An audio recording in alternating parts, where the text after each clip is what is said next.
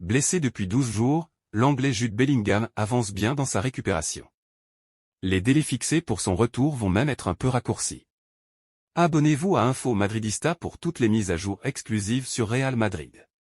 Alors que Tony Rudiger s'entraîne déjà avec le reste de l'équipe première du Real Madrid et devrait faire son retour contre Séville dimanche prochain, l'autre nouvelle est que la récupération de Jude Bellingham se passe bien, très bien même.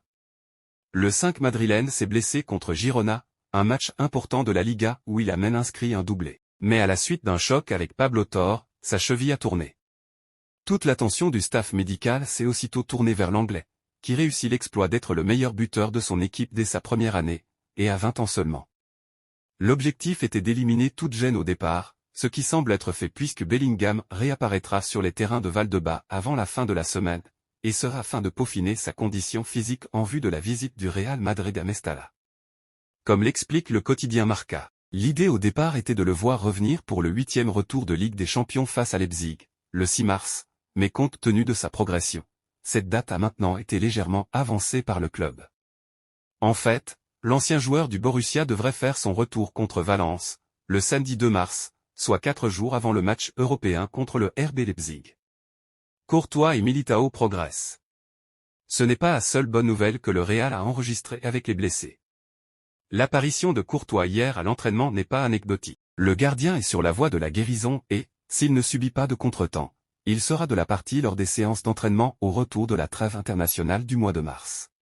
Pour ce qui est de la reprise de la compétition, c'est une autre question. Mais les sensations restent très positives. L'optimisme de Carlo Ancelotti est une bonne surprise pour les fans de la Casablanca.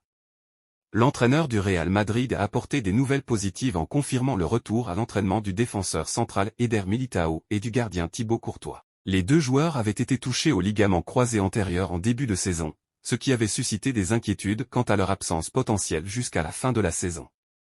Ancelotti a déclaré en conférence de presse, « Les deux joueurs ont une chance de jouer des matchs cette saison. Leur rétablissement se passe très bien. Le staff médical ne veut pas les forcer, mais ils vont très bien. Ils s'entraînent individuellement sur le terrain. En février, ils auront été absents pendant 6 mois et ce type de blessure prend entre 6, 8 et 10 mois. Et je pense qu'ils seront tous les deux rétablis avant la fin de la saison. » L'Italien a évoqué plus précisément le cas de son défenseur en précisant, « Après 6 mois et avec ce type de blessure, nous verrons comment il se sent sur le terrain. Après 7 à 8 mois, nous pouvons penser qu'il peut revenir. » Les retours de Militao et Courtois seraient d'excellentes nouvelles pour le Real Madrid, renforçant ainsi son effectif pour la dernière ligne droite des campagnes en championnat et en Europe. D'autant plus que la défense merengue a montré quelques faiblesses lors des derniers matchs. Mais le retour le plus attendu est certainement celui du portier. L'entraîneur du Real Madrid n'aura jamais trouvé de titulaire indiscutable à ce poste crucial, hésitant entre Kepa Arrizabalaga et André Lunin, tous deux auteurs de plusieurs bourdes. Un comeback du Belge semble nécessaire si la Casablanca veut à nouveau s'imposer en Ligue des Champions. Militao, lui, avance plus vite que Courtois dans sa convalescence, même si c'est finalement Courtois qui devrait obtenir le feu vert médical en premier pour reprendre les sessions collectives. Comme c'est souvent le cas, chacun suit son propre rythme et le Brésilien vise la 2e semaine d'avril pour reprendre l'entraînement ou même n'oubliez pas de vous abonner à notre chaîne pour ne rien manquer.